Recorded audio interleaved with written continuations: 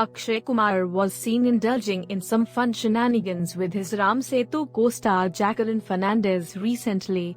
The actor posted a video on Instagram on Tuesday which showed Jacqueline curling her hair in a unique way.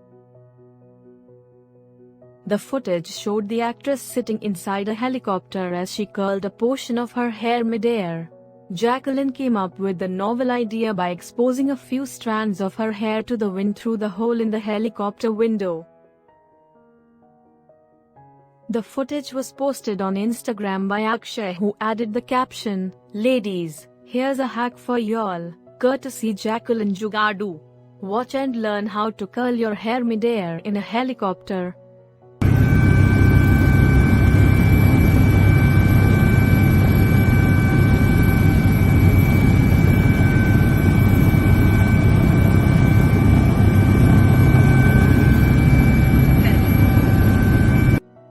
Apart from Akshay and Jacqueline, Ram Setu also stars Nusrat Bharuchaye in a key role.